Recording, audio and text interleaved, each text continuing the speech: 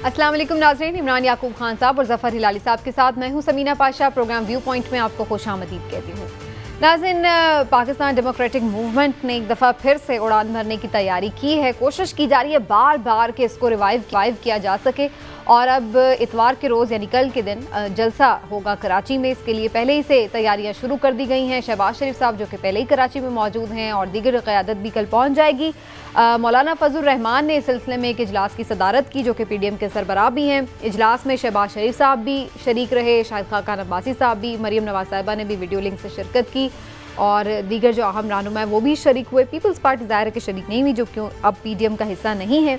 और इसके साथ साथ जो इजलास है उसमें न सिर्फ ये कि जलसे जुलूसों के हवाले से गुफ्तगू की गई, एक पूरा शेड्यूल तय किया गया, फाइनलाइज किया गया, बल्कि इसके साथ साथ एक दफ़ा फिर से लॉन्ग मार्च और इस्तीफ़ों की बात भी की गई मौलाना फजल रहमान की जानिब से।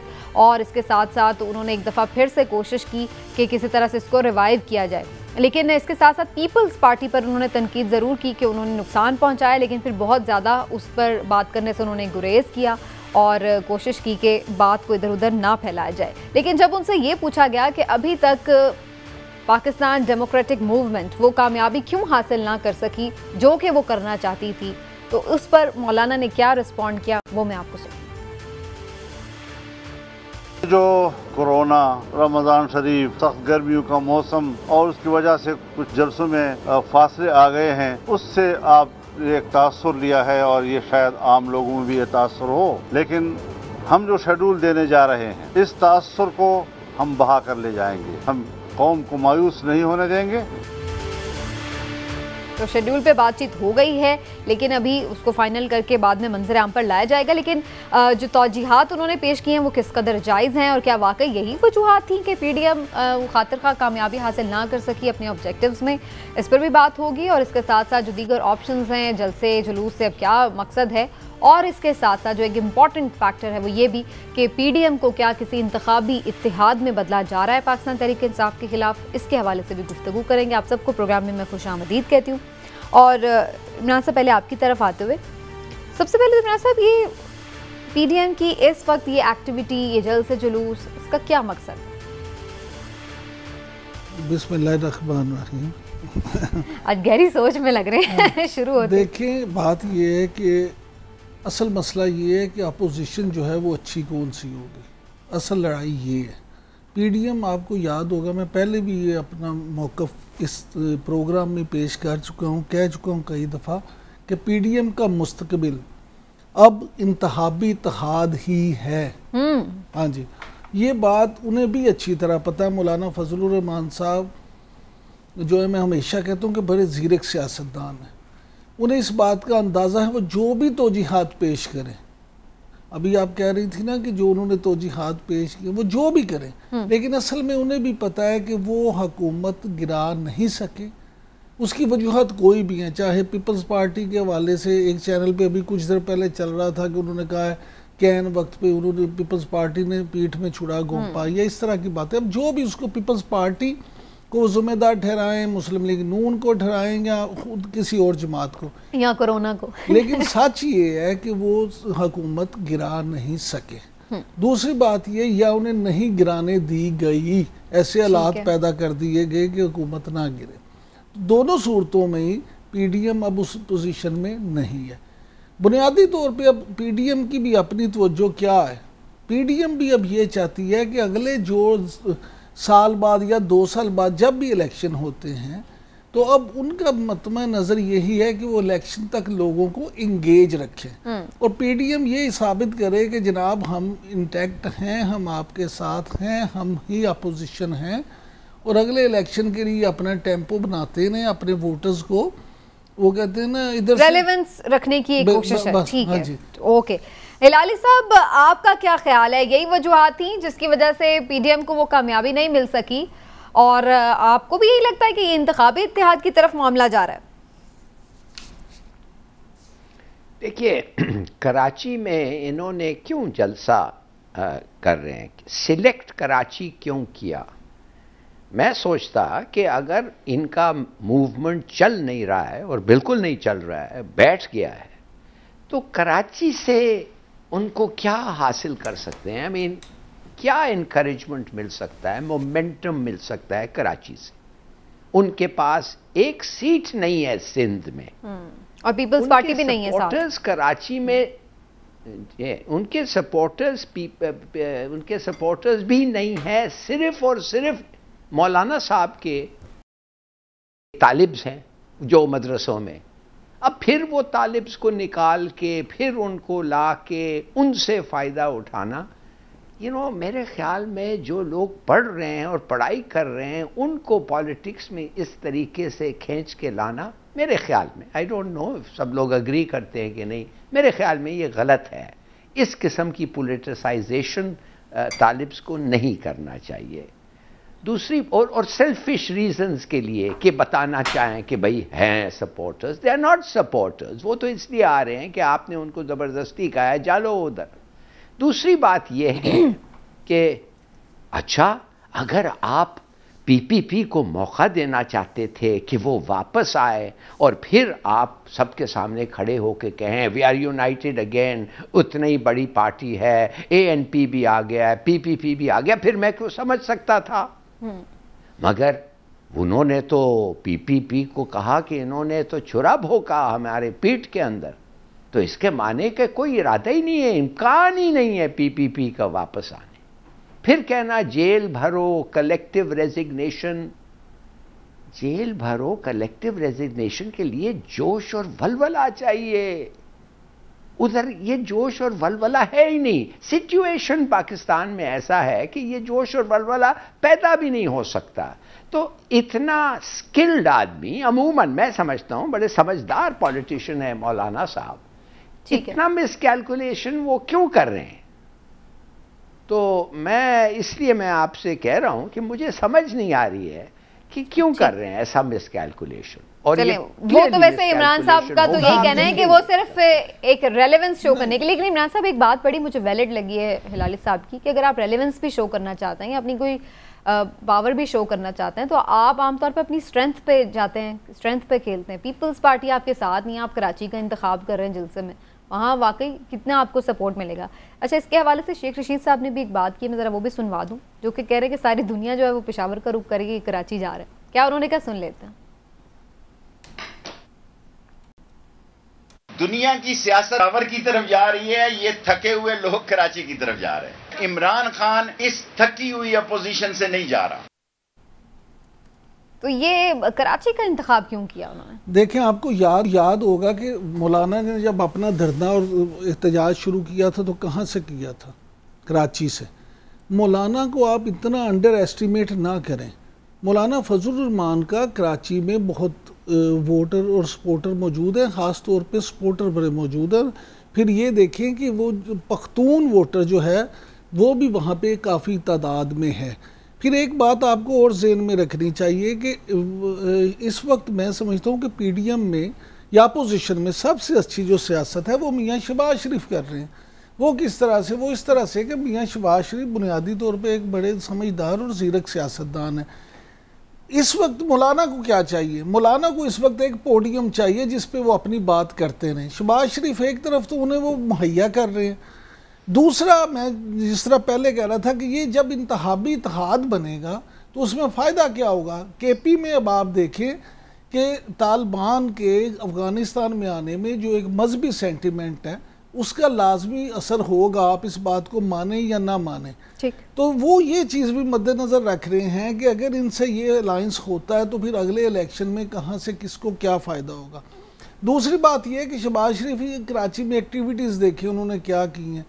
वो पीर पगारा से मिले, उसके अलावा वो मुमताज़ भुट्टो की फैमिली से जाके उन्होंने अफसोस किया है, ममनून हुसैन की फैमिली से अफसोस किया है। वो सारी बातें वो इस तरह से मामलात को लेके चल रहे हैं कि वो अपने आप को, लेकिन इन एक्टिविटीज से क्या फ़ायदा होगा उन्हें? फ़ायदा सियासी तौर पर, सुने, सियासी तौर पे ये फ़ायदा होगा कि वो फिर वही बात है कि अपने वोटर को सिर्फ इंटैक्ट करना चाहते हैं। मुझे आप ये बताएं, इमरान खान साहब ने ये जो तकरीर की है 2 दिन पहले, वज़ीर आज़म इमरान खान साहब ने जो उन्होंने बातें की हैं, तो क्या उनको सारी बातों पे यकीन था? नहीं। उन्होंने भी अपने वोटर उन्होंने भी अपने वोटर का लहू गर्म रखने के लिए बहुत सारी बातें की। सियासत में होता ही ये है खुद लीडर जो तकरीर कर रहा होता है उसे पता होता है कि ये मैं जो बातें कर रहा हूँ ये मुमकिन नहीं है। कल क्या तकरीर होती है और उस पर भी बात करेंगे, लेकिन इस वक्त राना तनवीर साहब ने हमें ज्वाइन कर लिया, पाकिस्तान मुस्लिम लीग नून के सीनियर। उनसे बात करते हैं, कुछ कोशिश करते हैं समझने की कि पीडीएम की ये सारी जो लेटेस्ट मूवमेंट है इसका क्या मकसद है। राना साहब बहुत बहुत शुक्रिया आपके वक्त का, खुशामदीद। सबसे पहले तो यही फरमा दीजिए कि तकरीबन तमाम ही हल्के ऐसा लग रहा है कि इस बात पर कुछ अंडरस्टैंडिंग है कि अब शायद इस वक्त गवर्नमेंट गिराने का ये टाइम नहीं है, ना शायद गिरा पाए पीडीएम। तो इस वक्त इन जलसों का क्या मकसद है? देखें, जो बात गवर्नमेंट गिराने की करते हैं, ये बात आपकी किसी हद तक दुरुस्त है कि अब शायद उतनी चांसेस नहीं है।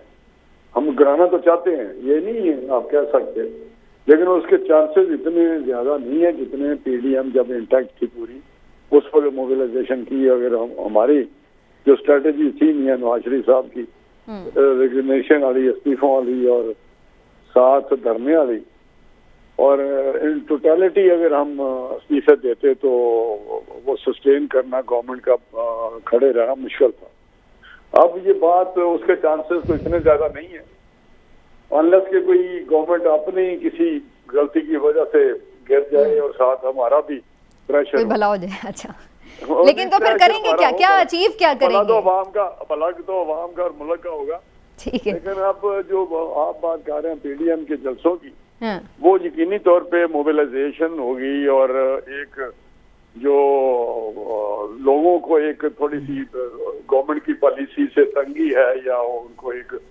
बहुत ही मुश्किल हुई है हालात का सामना, उनको मुश्किल हालात का सामना है, उसमें यकीनी तौर पे हमारा जो किरदार होना चाहिए वो हम किरदार अदा करने जा रहे हैं, उसको हाईलाइट करेंगे। लेकिन राना तनवीर साहब, हम ये भी बात कर रहे हैं कि कराची से आप लोग ये करना जा रहे हैं स्टार्ट, और कराची में जलसा कर रखा है आपने, पीपल्स पार्टी आपके साथ नहीं है, आप PMLN या JUIF का देख लें तो वहाँ पर कोई बहुत ज़्यादा वोट बैंक भी उस तरह से नहीं है, तो ये कराची में जलसा क्यों रखा जा रहा है, वहाँ से क्या हासिल होगा? देखिए, पहले भी हमने कराची से शुरू किया था, जब पहला फेज था पीडीएम की, जब इंटैक्ट थी पीडीएम और कराची, वो पीपल्स पार्टी हमारे साथ थी, लेकिन कराची से ही हम शुरू करेंगे और उसी तरह ही हम जाएंगे पेशावर तक, और इंशाल्लाह ताला आप देखेंगे मोबिलाइजेशन हो जाएगी और अवाम का पार्टी के साथ भी अपनी एफिलिएशन होती है, लेकिन जो अवाम इस वक्त देख रहे हैं अपोजिशन की तरफ और जिस तरह अवाम तंगी के में है, और आपको पता जो हालात मुल्क में है, ना गवर्नेंस नाम की कोई चीज है, ना महंगाई है वो आसमान पे है, इंटरनल एक्सटर्नल मामला हमारे बुरी तरह क्राइसिस ही क्राइसिस हर तरह नजर आता है।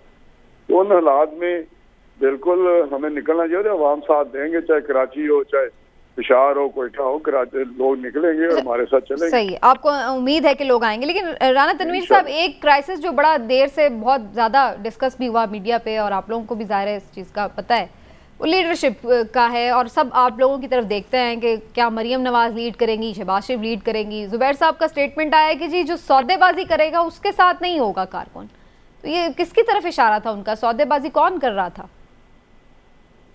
नहीं, मुझे तो कोई पता नहीं सौदेबाजी कौन कर रहा था, हमने तो यही सुना था कि जुबैर साहब किसी जगह पे गए थे और उन्हीं का ही कोई शोर हुआ था, और तो कोई किसी ने भी बात नहीं की। लेकिन जुबैर साहब अपनी बातों का खुद जवाब दे सकते हैं कि उनका क्या मकसद है, लेकिन जो मुझसे आप पूछेंगे मैं आपको बताऊंगा कि मेरे आपके लीडर कौन है? आपके लीडर कौन है? हमारे लीडर नवाज शरीफ साहब हैं। वो किसी को उसमें कोई शुबा है, किसी को कोई कंफ्यूजन है, ना पार्टी के अंदर है ना आवाम को कोई कंफ्यूजन है। नहीं, तो उन्होंने अगर रिटायरमेंट ले ली तो फिर आपके लीडर कौन है, मरियम साहिबा या फिर शहबाज शरीफ साहब? नहीं, रिटायरमेंट क्यों, खुदा न खास्ता, अभी तो वो है और वो मीटिंग हमारी लेते हैं, वीडियो पे मीटिंग लेते हैं, हमें गाइड करते हैं, डायरेक्शन देते हैं, फैसले लेते हैं, जो भी उनका फैसला होता है उस पर ऊपर मनो अन पार्टी अमल करती है। चलें, ये बता दें कि आपके नजदीक वैसे मरियम साहिबा ज्यादा अच्छी कैंपेन जलाती हैं या शहबाज शरीफ साहब? देखिए, शहबाज शरीफ साहब हमारे PMLN के सदर हैं, उनका एक अपना रोल है, उनकी अपनी पोजीशन है। जहाँ तक मरियम बीबी का तल्लक है, उन्होंने वो बड़ी डायनामिक है, उन्होंने बड़ी सक्सेसफुली जलसे किए हैं, पहले भी किए हैं, आज़ाद कश्मीर में भी किए हैं, और जब भी कुछ जलसा हुआ है उसमें उनका जो तरीका है, जो अंदाज है तकरीर का, वो लोग पसंद करते हैं, और लोग यकीनी तौर पे मरियम की एक पोजीशन है वो अवाम में भी और पार्टी में भी पॉपुलर है। देखिए, लेकिन राणा साहब वैसे बुनियादी तौर पर क्यों सब करते हैं, दो चीजों को क्यों आप करते हैं कि अगर मैं एक अच्छी तकरीर करता हूँ, अगर मैं अच्छा लोग करते हैं, तो मेरा ख्याल है ये अपना अपना अंदाज है, अपना अपना स्टाइल है। मैं किसी और तरीके से तकरीरें करता हूँ, कोई मेरे हल्के में कोई और लोग हैं कोई और तरीके से तकरीर करते हैं, तो आप एक पता नहीं मियां नवाज शरीफ जो फैसले करते हैं वही चलता है, फैसला उनका चलता है। लेकिन राणा साहब एक दो चीजें तो जाहिर है आपके बहुत सारे रहनुमा टीवी पे आके एडमिट कर चुके हैं ना कि जाहिर है दो पॉलिसीज थी, मज़ामत भी मफामत भी, तो आपके ख्याल से कौन सी सूटेबल है? आगे इलेक्शन में भी आप लोगों ने जाना है, तो एग्रेसिव होके जाएंगे या फिर रिकंसिलिएशन के साथ जाएंगे, मफामत के साथ जाएंगे? देखिए मुझे तो बड़ी क्लैरिटी है कि हमारा जो मज़ामत मफामत अल्फाजी हमारी एक जद्दोजहद है, एक स्ट्रगल है, जिस चीज का नाम जद्दोजहद है ना, जद्दोजहद जो पॉलिटिकल पार्टीज करती हैं, वो इसलिए है कि जो आपको याद होगा कि हमारा नारा था वोट को इज्जत दो, और उसको अगर आप और ज्यादा, ये तो एक नारा है, इसको अगर तशरीह करें तो ये साफ शफाफ इलेक्शन, और जिसको वोट पड़े उसका वोट निकले, इसी और उसी की गवर्नमेंट हो, और साथ ही साथ इन चीजों पे तो किसी का भी इख्तिलाफ नहीं, लेकिन इन चीजों को मनवाने के लिए रास्ता कौन सा होगा? नहीं, इख्तिलाफ यही मैं कहता हूँ, इससे किसी को इख्तिलाफ नहीं, लेकिन होता नहीं ना, ये हो नहीं ना, जिसको वोट पड़ रहा है उसका तो वोट नहीं निकल रहा। आपने 2018 में देखा, तो यही हम कहते हैं कि नहीं, एक तो इसको मनवाने के लिए, इंश्योर करने के लिए रास्ता कौन सा होगा? बातचीत करेंगे या एग्रेसिव होगा? उसके लिए जद्दोजहद कर रहे हैं हम, आवाम में जा रहे हैं, अपना जो मकसद है उसको लोगों को बता रहे हैं, और इंशाल्लाह ताला ये चीज आपके सामने है, ये इसका असर हो रहा है। अच्छा राणा साहब आपने अभी फरमाया कि आपका मकसद साफ और शफाफ इलेक्शन है। मुझे आप ये बताएं कि हुकूमत तो मज़ीद है कि वो इलेक्ट्रॉनिक जो वोटिंग मशीन्स हैं वो लाएगी, तो अगर आप, क्योंकि हुकूमत के पास अक्सरियत भी है, अगर वो ले आते हैं तो फिर और इलेक्शन आइंदा उन मशीनों के साथ हों, तो क्या आप इलेक्शन का हिस्सा बनेगा या एहतजाज करेंगे, इलेक्शन का बाइकआउट कर देंगे? पहले तो आप मेरा मुझसे भी ज्यादा समझदार हैं और गहरी नजर है चीजों पे, और मैं आपसे सुनता भी रहता हूँ। मैं एक बात आपको बताऊं कि कोई ऐसा इलेक्शन प्रोसेस, स्पेशली कोई ऐसा इलेक्शन प्रोसेस जो इलेक्टोरल रिफॉर्म, जिसको हम इंतखाबी इस्लाहत के नाम पे करने जा रहे हैं, अगर पूरी कंसेंसस से ना हो तमाम पॉलिटिकल पार्टीज, तो वो रिफॉर्म्स फिर कंट्रोवर्शियल और डिस्प्यूटेड होंगे, और उस इस्लाहत के जरिए या उस सिस्टम के जरिए जो भी इलेक्शन होगा वो कंट्रोवर्शियल ही रहेगा। अगर वो अक्सरियत की बना पे, जैसे आपने कहा, कोई कर लेते हैं बिल पास, तो मैं समझता हूँ कि उसका कोई फायदा नहीं, पहले से भी बुरा हाल होगा जो पहले सिस्टम हमारा है। दूसरी आपने बात की कि इन मशीनों की, इन मशीनों पे देखें, मैं तो बात कर रहा हूँ, अगर इमरान खान साहब जो आप नहीं, मैं बात कर रहा हूँ प्राइम मिनिस्टर की, प्राइम मिनिस्टर साहब अगर कोई ये कहते हैं जी मैं ये इसलिए कर रहा हूँ कि शफाफ इलेक्शन हो और किसी को उस पर एतराज ना हो, तो मैं समझता हूँ अगर आपकी नीयत यही है तो वो रिफ्लेक्ट करनी चाहिए आपके कंडक्ट से, आपके जो आपने 3 साल में किया है। 3 साल में जितने ज़िमनी इलेक्शन हुए हैं, जितने आज़ाद कश्मीर गिलगित बल्तिस्तान में इलेक्शन हुए हैं, वो तो आपने कोशिश कर की नहीं, बल्कि आपने तो 2018 से भी आगे निकल गए और आपने धांधली की है। आपने सियालकोट के इलेक्शन में देखे, डस्का में देखे, दूसरे देखे, जितने भी इलेक्शन हुए हैं, तो आपकी अगर नीयत है तो फिर इन इलेक्शनों में भी आप साफ शफाफ इलेक्शन की तरफ जाते हैं। ठीक है, तो आपको लगता नहीं नीयत है? अच्छा राणा साहब, एक चीज गड़बड़ है, नीयत अच्छा गड़बड़ बेईमानी की है, धांधली की है, क्योंकि उनको पता है इनका कोई हमारा रास्ता नहीं जिससे हम इलेक्शन दोबारा जी सके। और ये मशीनें किसी ने इनको तो कोई कर दी है कि मशीनें बना दें तो इससे काम चल जाएगा, मैं नहीं चलेगा। अच्छा, लेकिन राणा साहब एक और बात बताने लगूं, जितनी भी रिफॉर्म्स हमने की हैं पिछले दौर में, हमने 40 के करीब अमेंडमेंट्स की थी जिसको बेहतर करने के लिए सिस्टम को, उसमें पीटीआई पीपल्स पार्टी सारे ऑन बोर्ड थे, इनके कंसेंसस से की थी। उसमें अलवी साहब थे, असद उमर था कमेटी में पीटीआई की तरफ से, तो हमने तो कोई एक अमेंडमेंट, हमारे पास तो 120 अमेंडमेंट थी। तो कंसेंसस के साथ राणा साहब एक चीज ठीक है। अच्छा राणा साहब ये फरमा दीजिए कि अब क्या ये पीडीएम को इंतखाबी इत्तेहाद में बदलने का इरादा है? आप लोग मिलके पीपल्स पार्टी के साथ या बाकी जो जमातें हैं उनके साथ इलेक्शन लड़ने पर गौर कर सकते हैं अगेंस्ट पीटीआई?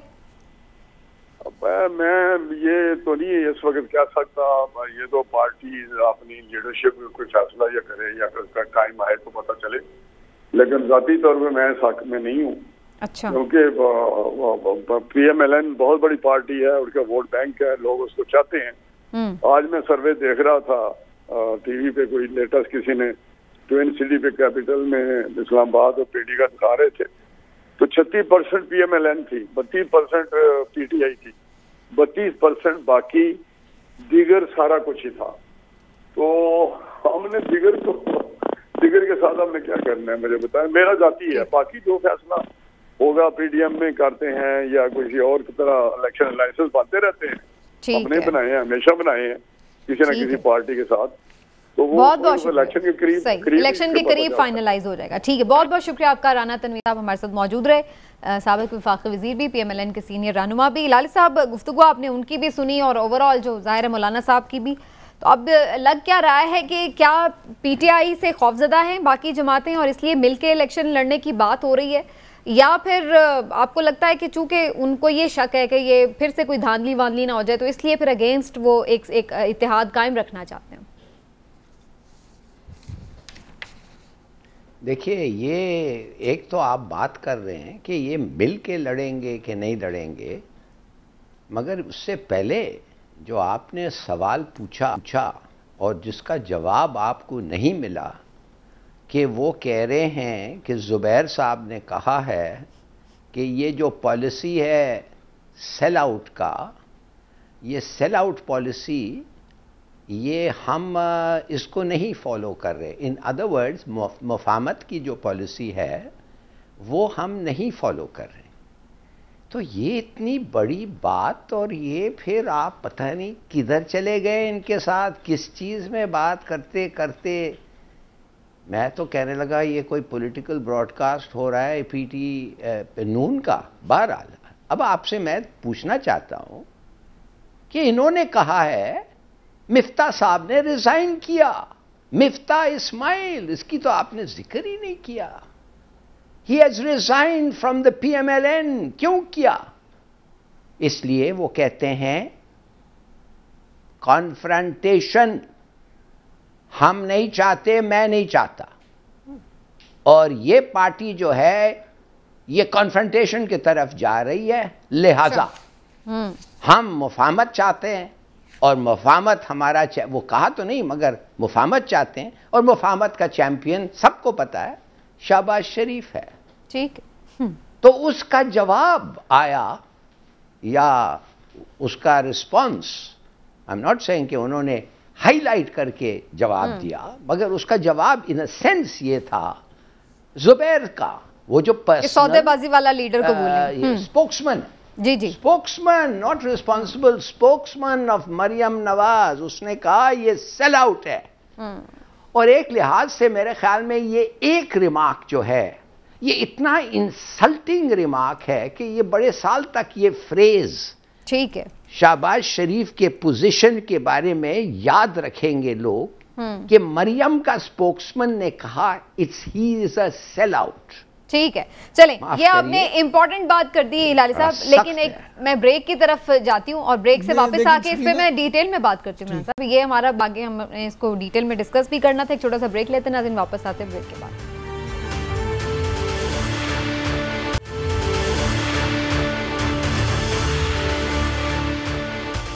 वेलकम बैक नाज़रीन। तो बात हो रही है पीडीएम की और इसके साथ साथ हम बात कर रहे हैं जनाब के पीएमएलएन के जो अंदरूनी इख्तिलाफात हैं, क्या वो वक्त के साथ बढ़ रहे हैं या नहीं। और जैसा कि अभी हम जिक्र कर रहे थे मोहम्मद ज़ुबैर साहब की स्टेटमेंट का, जो कि मरीम नवाज़ और नवाज शरीफ साहब के तर्जुमान हैं, और उन्होंने किस तरीके से बात की, क्या कहा,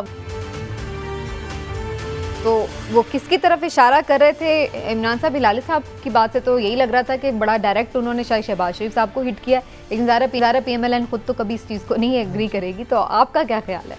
पहली बात तो ये कि हिलाली साहब ने जो भी मिफ्ता इस्माइल साहब के हवाले से बात की थी, तो मैं बाकायदा आपको ये बता दूं कि मुफ्ता इस्माइल ने इस वजह से रिज़ाइन नहीं किया था। मुफ्ता इस्माइल साहब ने इसलिए रिज़ाइन किया था कि उनका जो इंटरनल मुस्लिम लीग सिंध थी उसमें एक ग्रुप था जिसके साथ इनकी चपकलिस थी, वहाँ पे उन्होंने हंगामा राय भी की और उस पे एहतजाजन जो हैं इन्होंने रिज़ाइन किया। और इस पे जो मियाँ शहबाज शरीफ हैं उन्होंने बाकायदा एक कमेटी बना दी और उस कमेटी से कहा कि जनाब आप ये फाइंड आउट करें कि कौन इस बात का ज़िम्मेदार है और उसके बाद ये फैसला किया जाएगा। और उन्होंने मुफ्ता इस्माइल साहब का, इसीलिए शहबाज शरीफ साहब ने रिज़ाइन भी एक्सेप्ट नहीं था किया। पहली बात, उसमें वो वाला मामला नहीं था। दूसरी बात, अब आ जाते हैं ज़ुबैर साहब की तरफ। राना साहब अभी क्या फरमा रहे थे, वो कह रहे थे कि जी मेरा लीडर तो मियाँ नवाज शरीफ है, लेकिन ज़ुबैर साहब तो खुद ही इस तरह के काम करते रहे और मीटिंग्स करते रहे हैं। ज़ुबैर साहब इस बारे में बता सकते हैं। मामला ये है कि मुस्लिम लीग नून का ये इशू तो है इस वक्त सिर्फ ज़ुबैर साहब या राना साहब या दूसरे नहीं, 80% लोग ऐसे हैं पार्टी के जो ख़ास तौर पे उनकी सेकंड ईयर की लीडरशिप या थर्ड ईयर की लीडरशिप या वोटर सपोर्टर जो इस बात पे वाकई ही परेशान हैं कि पार्टी का बयानिया जो है वो एक होना चाहिए। अच्छा, वो ये इस वक्त वहाँ पे अंदर ये लड़ाई नहीं है कि जी पार्टी का बयानिया क्या होना चाहिए, आइदर शहबाज शरीफ और नवाज शरीफ, वो कहते हैं जी एक हो जाए जो भी बयानी है ताकि ये मामला जो है ये लड़ाई है, ये भी कि मफामत हो या निज़ामत हो। नहीं, लड़ाई नहीं, ये इख्तलाफ है। लड़ाई और इख्तलाफ में बुनियादी फ़र्क है। लड़ाई वो होती है जिसमें आप बिल्कुल एक दूसरे के दू बदू उस तरह से हो जाए कि जनाब अब तो तुम उधर हो हम इधर। इख्तलाफ है, लेकिन बहरहाल इस बात पे इख्तलाफ है। अब मैं आपको एक खबर दे रहा हूँ, खबर ये मैं दे रहा हूँ आपको, हमारे वाकफा ने हाल ने जो बताया है कि आप अनकरीब हिलाली साहब अब अनकरीब देखेंगे कि मियाँ शहबाज शरीफ का जो मौक़िफ़ है मफामत वाला, शायद आपको लंदन से भी उसकी इंडोर्समेंट मिल जाए। अच्छा, हाँ जी, हमारे ज़राए के मुताबिक, हमारे वाकफा ने हाल के मुताबिक किसी हद तक लंदन में ये सोच डेवलप होना शुरू हो गई है और उसके यहाँ पे असरात भी मुरतब होना शुरू हो गए हैं। इसीलिए आपको बहुत अरसे के बाद मियाँ शहबाज शरीफ एक्टिव नज़र आ रहे हैं और मरियम खामोश नज़र आ रही हैं। लिहाजा आप ये देखेंगे कि बहुत जल्द, हमारे वाकफा ने हाल के मुताबिक बहुत जल्द ये मामला तब एक करवट बैठ जाएंगे। अच्छा, लेकिन हिलाली साहब, मरियम नवाज जब खामोश होती हैं तो अल्टीमेटली सब यही समझ जाते हैं कि शायद अब जो मफामत का नैरेटिव है इनका वो प्रिवेल करने जा रहा है। लेकिन अगेन वही बात है, ये तो वक्त के साथ साथ बदलता रहता है ना मामला। देखिए, बात सीधी सादी है कि ये ज़ुबैर साहब ने ये जो कहा है कि सेल आउट है, ये बड़ा एक इंसल्टिंग लफ्ज़ है और ये लफ्ज़ उन्होंने इस्तेमाल किया है एज स्पोक्समैन ऑफ मरियम। तो मेरे ख्याल में उसके चाचा उसके अंकल को तो बहुत ही बुरा महसूस हुआ होगा, बल्कि एक किस्म का ये एक चैलेंज है, एक कॉन्फ्रंटेशन हो रहा है दो ख्याल दो सोच में। और मरियम ने कहा है इसको कि फेंको, थ्रो डाउन द चैलेंज। तो इन्होंने अपना ग्लव, वो सो टू स्पीक ड्रामेटिकली उन्होंने अपना दाव चल गया। अब क्या मरियम ने अपना दाव चल दिया, अब इसका क्या जवाब होगा? मेरे ख्याल में शहबाज शरीफ जो है वो नहीं लड़ेगा, वो फिर पीछे हट जाएगा, इसलिए कि मरियम और is associated with his brother जो पार्टी का लीडर है।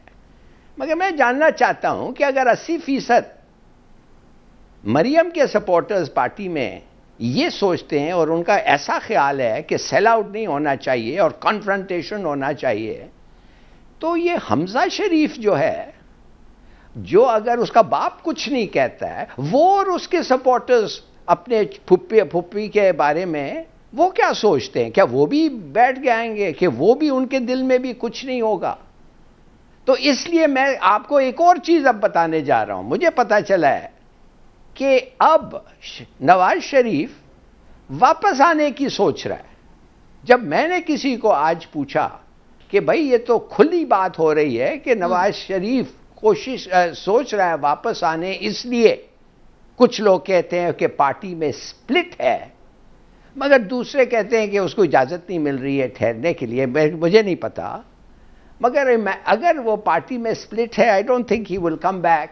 मगर fact of the matter is कि इन दोनों में एक सीरियस झड़प है जो पार्टी की यूनिटी पे बड़ा इफेक्ट पड़ रहा है इस पे। तो उनके वापस आने से वो खत्म हो जाएगी ख्याल में डिवीजन पार्टी की, वो आपके ख्याल से कोशिश कर नहीं, वो गिरफ्त हासिल कर लेंगे दोबारा से इसी पर। एग्जैक्टली वो तो कह रहा है कि भाई मेरे गैर हाजिरी में पार्टी खत्म हो रहा है, इट्स ब्रेकिंग अप। और अगले टॉपिक पे जब आप जाएंगे तो उस पे मैं एक्सप्लेन करूंगा कि वो टॉपिक का मतलब क्या है, ठीक है, वो क्यों, चलें उस पे हम बाद में और हम डिस्कस कर रहे हैं। लेकिन इमरान साहब वही बात है कि वापस आने का क्या इम्कान है और उससे क्या फायदा होगा? हिलाली साहब, मियां नवाज शरीफ जो हैं उस वक्त वापस आएंगे जिस वक्त उन्हें सियासी तौर पे उसमें फ़ायदा नज़र आएगा और इलेक्शन करीब होंगे। अभी मियां नवाज शरीफ को ना तो यहाँ आने का सियासी फ़ायदा है उस तरह से, ना ही इलेक्शन करीब है। अभी तो एक ही है कि वो आए और सीधे जेल चले जाएं। वो जेल में भी जाने को उस वक्त तैयार होंगे जब उन्हें ये अंदाज़ा हो कि अभी मैं जाऊंगा अगर तो जेल में जाके भी मेरा सियासी फ़ायदा ये है कि मेरा वोटर चार्ज होगा, मुझे सपोर्ट मिलेगी और उसका अल्टीमेटली मुझे इलेक्शन में फ़ायदा होगा।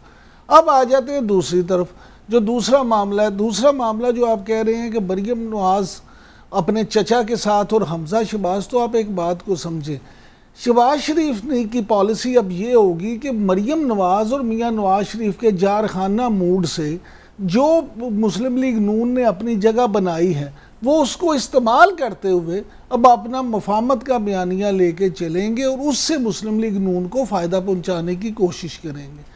मियां शहबाज शरीफ, हाँ जी, मैं बिल्कुल पहुंच सकता हूँ। उसकी बुनियादी वजह देखें, सियासत जो होती है वो जीतने के लिए और हुकूमत में आने के लिए होती है। हमारे यहाँ नहीं, पूरी दुनिया में, सिर्फ पाकिस्तान में ही नहीं। ये जो लोग कहते हैं ना कि सियासत, मैं तो सियासत में आया हूँ खिदमत के लिए, मैं तो सिर्फ हुकूमत में आके वो कहते हैं जी खिदमत हो सकती है, अपोजिशन में रह के खिदमत नहीं हो सकती। लेकिन सारे हल्के तो खुश हैं गवर्नमेंट से, तो कौन इनको इनके साथ मुफाहमत करेगा? बात तो ये भी है ना। देखिए सियासत इसी तो ये जो गाली दे रहा था फौज को और फौजी लीडर्स को, वो क्यों कर रहे थे? अगर ये उनका ख्याल था तो ये कॉन्फ्रंटेशन पे क्यों निकले थे शुरू में? इसलिए कि फिर वो यू टर्न करेंगे। हिलाली साहब, वो तो अभी वजीर आजम इमरान खान साहब ने परसों अपनी तकरीर में कहा कि मैं भी फौज पे बड़ी तनकीद करता था, लेकिन उस लिए करता था कि उनकी जो गलतियों पे करता था, और गलती कोई भी कर सकता है। गुजारिश ये है कि ये तो सियासत, मुझे आप बताएं, आसिफ अली जरदारी का नाम लें, जुल्फ़िकार अली भुट्टो का नाम लें, बेनज़ीर भुट्टो का नाम लें, मियां नवाज शरीफ का नाम, कोई ऐसा सियासतदान बताएं जिन्होंने मुख्तलिफ औकात में अपने फ़ायदे या नुकसान के लिए तनकीद या तारीफ़ ना की हो। तो पाकिस्तानी सियासत में, माफ़ कीजिएगा, ये बातें जो हैं वो तो होती रहती है। सियासत मियां साहब वैसे वाइस सियासतदान है जिन्होंने हर टेन्योर में ही फंडा किया। सियासत के सीने में दिल नहीं होता, आप एक बात ज़हन में रखिए। आपकी बात में बिल्कुल 100% में एग्री करें। सियासत, इमरान साहब वैसे एक चीज तो है ना इम्पोर्टेंट, बेशक पीपल्स पार्टी ने भी तनकीद की हो, बेशक उन्होंने बड़ी लड़ाई भी की हो, मार्शल लॉज के खिलाफ सारा कुछ किया हो, लेकिन देखें जो आखिरी उनका टेन्योर था पीपल्स पार्टी का, उन्होंने फौज के साथ बहुत अच्छे तरीके से डील किया और बड़े बना के रखी, उन्होंने सीख लिया। अच्छा, इमरान खान साहब ने भी कभी उन्होंने जरूर तनकीद की होगी, लेकिन अपने दौरे हुकूमत में वो बड़ा अच्छा लेके चले। पीएमएलएन तो जब इक्तदार में आई है उन्होंने फड्डा दिया है। ये बड़ा सिंपल है ना। देखिए मुस्लिम मियां शहबाज शरीफ क्या कह रहे हैं? मियां शहबाज शरीफ यही तो कह रहे हैं कि हमें भी अब सीख लेना चाहिए। जो माजी में हमसे इस तरह की बात हुई है, हमें अब सीख के उस बात से हट के इस तरह से चलना चाहिए कि सबको हम ले के साथ चले। वो एक दफे प्राइम मिनिस्टर रह चुकी थी और वो सीख ली, और ये 3 दफे प्राइम मिनिस्टर रह चुका है और इसको अभी तक पता नहीं है कि आप पब्लिक में आके जब फौज के सरबराह और फौज को आप रिडिक्यूल करते हैं और अब्यूज करते हैं, उसका इंपैक्ट क्या होता है पब्लिक पे। हाय, ये बेचारे को पता ही नहीं था, ये इतना मासूम था कि 3 दफे होने के बाद फिर भी नहीं पता था। छोड़े यार खुदा के लिए, इसका गेम था और इसका गेम चला हिलाली साहब, और ऊपर से अब्दुल्ला से मुलाकात हिलाली साहब इस वक्त हिलाली साहब इस वक्त जो मियां नवाज शरीफ की उम्र और सेहत है, उसमें ये बात तो तय है कि अब वो वजीर आज़म नहीं बन सकते। तो अगर वो खुद नहीं वजीर आज़म बनेंगे तो फिर वो क्या चाहेंगे? वो यही चाहेंगे कि वो ऐसा वजीर आज़म बन जाए जो उनकी पार्टी को आगे बेहतर अंदाज में लेके चले। और इस वक्त पार्टी के, मैं आपको पार्टी की सोच बता रहा हूँ, उनकी पार्टी के जो लोग हैं उनकी सोच ये है कि मियाँ शहबाज शरीफ इस पार्टी को बेहतर अंदाज में मियाँ नवाज शरीफ की गाइडेंस में बेहतर अंदाज में आगे लेके जा सकते हैं। पार्टी का कंसेंसस भी उन पे हो सकता है या नहीं, और बहरहाल एक एग्रेसिव वॉइस जो है मरीज की सूरत में वो पार्टी के साथ मौजूद है, अवेलेबल रहेगी। देखते हैं आने वाले दिनों में PMLN अपने लिए क्या डिसाइड करती है, लेकिन बहरहाल ये एक हाई टाइम है कि अब उन्हें कुछ डिसाइड कर लेना चाहिए। इस कन्फ्यूजन से निकलेंगे तो फिर इंतखाबात की तैयारी हो सकेगी। एक ब्रेक लेते नाज़रीन, वापस आते हैं तो बात करते हैं कुछ मईशत के हवाले से शौकत तरीन साहब के कुछ अहम स्टेटमेंट सामने आए हैं। वो चार्टर ऑफ डेमोक्रेसी की बात कर रहे हैं। चार्टर ऑफ डेमोक्रेसी वो क्यों चार्टर ऑफ इकोनॉमी की बात कर रहे हैं, वो क्यों ऐसा चाहते हैं कि कोई चार्टर ऑफ इकोनॉमी हो, इस वक्त उसका क्या मकसद और क्या ज़रूरत है, इस पर बात होगी एक ब्रेक के बाद। हमारे साथ रहिए।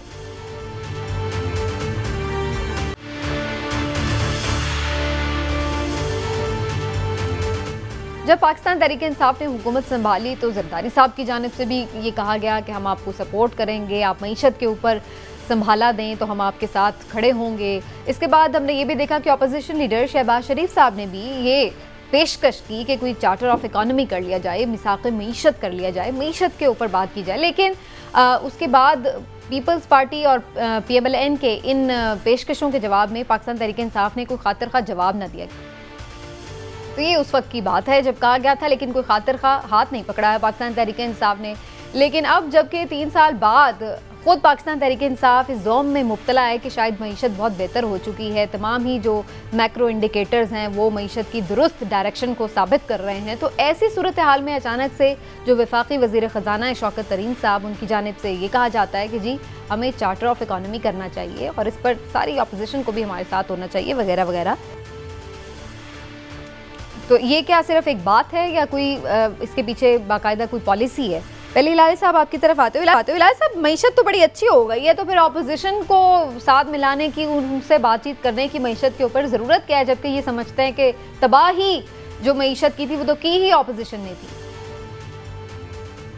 देखिए, आपको पता है कि शौकत तरीन और शहबाज शरीफ काफ़ी एक एक को अच्छी तरह जानते हैं और एक लिहाज से इनकी दोस्ती है। और मैं आई एम एब्सोल्युटली श्योर कि ये शौकत तरीन का आइडिया है जो उसने during the course of their friendship, माने सालों में, उन्होंने उसको कहा है कि भाई ये क्या हो रहा है पाकिस्तान में, हर गवर्नमेंट सिर्फ 5 साल के लिए सोचती है और जब आती है तो उसका सिर्फ एक ही ख्याल होता है कि इसने जो 5 साल में किया है उसको बंद करो और फिर मैं अभी ये करना चाहता हूं। माने अगर 5 साल का प्लानिंग खत्म नहीं हुआ है, 6ठा साल में जा रहा है, अबैंडन दैट, सैबोटाज करो उसको, नहीं हमारा चलना चाहिए। तो जैसे डैम्स और ये वो होता है, तो खुद इमरान खान कहता रहता है कि भाई we can't just have one term, हम इकोनॉमिक प्लानिंग सिर्फ 5 साल के लिए नहीं सोच सकते। तो मेरे ख्याल में ये शौकत तरीन का आइडिया है, सोल्ड टू शहबाज शरीफ, और जब शहबाज शरीफ ने जिक्र किया आराम से ये ले गए उनके पास इमरान खान, एंड बड़ा सही फैसला ये है कि लॉन्ग टर्म प्लानिंग होनी चाहिए और सब पार्टीज को शामिल करना चाहिए इस प्लान में। That's very good. और देखिए, साथ साथ it's a very clever move, बड़ा होशियार मूव है ना, कि अगर डिविजन्स हैं इनमें, नवाज शरीफ और शहबाज शरीफ, इनके जो दो सेगमेंट्स हो गए हैं एन के, तो अगर हैं, इसको बढ़ाने का तरीका तो यही है ना कि एक आदमी शहबाज के बात लेके आगे बढ़ो, मुफाहमत लेके आगे बढ़ो, एंड कॉन्फ्रंटेशन जो जुबैर और मरियम एसोसिएटेड है उसको उनको बताओ कि that is not the right policy. तो मैं समझता हूँ इट्स वेरी गुड। और देखिए, 3 साल इनको बड़ा जलील किया है इमरान खान ने, अभी एक लॉलीपॉप अगर इनको दे दें बड़ी अच्छी बात होगी। अच्छा, लेकिन वो लॉलीपॉप लेने के लिए तैयार भी होंगे, जबकि अब तो उन्होंने सियासत करनी ही सारी मईशत के ऊपर है। इमरान साहब, अगर ये मज़ाबत का बयानिया एक तरफ रख दें तो अपोजिशन के पास तो मेजर जो तनकीद है गवर्नमेंट के ऊपर वो तो है ही मईशत, कि मईशत का कबाड़ा हो गया, महंगाई हो गई, ऑल दैट। तो अगर वो उस पर भी मईशत के साथ मिसाक करके बैठ जाएंगे जी इस पर हमने सियासत नहीं करनी, तो फिर सियासत किस बात पे होगी? हिलाली साहब, मैं तो समझता हूँ कि लॉलीपॉप उनको मिलना चाहिए जो सारे 12% जो इन्फ्लेशन है उसमें इजाफा हो गया है उसका सामना कर रहे हैं। जो आज भी यहाँ लाहौर में चीनी की बोरी तकरीबन 2.25 रुपये मज़ीद महंगी हो गई है, 4.5 रुपये किलो मज़ीद होल सेल में महंगी हो गई चीनी। आटा भी आज यहाँ मज़ीद महंगा होने की खबरें हैं। तो लॉलीपॉप तो आवाम को मिलता है, दूसरी बात ये है कि ये जो बात है, इस बात पे आप देखें कि मिसाक मईशत शौकत तरीन साहब तो ये क्रेडिट लेते हैं कि मैंने शहबाज शरीफ साहब से भी पहले मैंने कहा था और उन्होंने इस मई में भी बात की थी। लेकिन मेरा सवाल ये है कि शौकत तरीन साहब माशाल्लाह बड़े मंजे हुए माहिर मईशत है, इसमें कोई दूसरी राय नहीं। जब वो आए थे कुछ महीने पहले तो उन्होंने कुछ कॉस्मेटिक जो थे चीज़ें वो की थी ताकि फौरी तौर पे उनका असर आ सके। और उन्होंने वज़ीर आज़म को भी ये कहा था कि जनाब मैं बड़ी जल्दी महंगाई पे काबू पा लूँगा। और ख़ास तौर पे उन्होंने कहा कि जो डिमांड एंड सप्लाई है उस पर ख़ास तौर पे मैं गौर करूँगा। लेकिन अब ये है कि अब उन्हें अंदाज़ा हो गया है कि ये मामला ख़राबी की तरफ जा रहे हैं। आप देखिए कि जब आप अगर शरह सूद है वो 13% से 7% पे कर देंगे तो गाड़ियों का बिकना लीज़ पे होना कोई बड़ी बात नहीं है। बात ये है कि क्या लोग महंगाई से परेशान हैं, क्या वाकई ये मामलत है। तो इसमें कोई शक नहीं कि मिसाक मईशत की बड़ी ज़रूरत है। लेकिन ये होती कब है? ये होती उस वक्त है जब हुकूमत और अपोजिशन एक पेज पे हों। यहाँ सूरत हाल ये है कि अगर अपोजिशन ये कहती है कि आए हम तैयार हैं तो हुकूमत कहती है NRO मांग रहे हैं। और अगर हुकूमत कहे कि आ जाओ हमारे साथ करो तो ये अपोजिशन वाले कहते हैं अच्छा देखा हमने घुटने उनके लगा दिए ना, मजबूर हो गए। प्रॉब्लम ये है कि ये कैसे मानेंगे। एक चीज़ फिर रह जाती है, चीज़ ये रह जाती है कि मुक़्तदर हल्के पाकिस्तान में जब भी कहीं कोई चीज़ फंसती है तो बिलाखिर जिन लोगों को ये हमेशा तनकीद का निशाना बनाते हैं फिर वो मुक़्तदर हल्के ही आते हैं और बीच में बैठ के वो मामलात को हल करवाते हैं। सुन लें, मेरा सवाल ये है कि क्यों आप ये नौबत लेके आते हैं? आप उनसे पहले खुद बैठ के ये मामला मुल्की तरक्की के लिए, लोगों के मसाइल के हल के लिए आपस में तय क्यों नहीं करते? लेकिन इमरान साहब ये बातें सुनने में तो बहुत अच्छी लगती है, लेकिन मुझे नहीं लग रहा कि उनकी तरफ से कोई सीरियस ऑफर है। और फिर अगेन वही बात आ जाती है कि दोनों की जानिब से तनकीद ही जो सियासत है वो होनी ही मईशत के ऊपर है। तो अगर वो मईशत पे या एक दूसरे को मान लेंगे तो फिर कैसे नहीं, मुझे उसको तनकीद किस बात पे? मुझे लगता है कि एक सेकंड, मुझे ये लगता है कि शौकत तरीन साहब वाकई ही परेशान है क्योंकि अभी चंद रोज पहले लास्ट मिनट है, मुझे लाली साहब का भी इकोनॉमिक काउंसिल की जो मीटिंग हुई है उनके बड़े तहफ़्फ़ुज़ात थे। जी लाली साहब। नहीं, सीधी बात यह है कि शौकत तरीन मेरे ख्याल में सीरियस है, शहबाज शरीफ भी सीरियस है, और द थर्ड वन जो अभी सीरियस इसके बाद हुआ है वो है इमरान खान।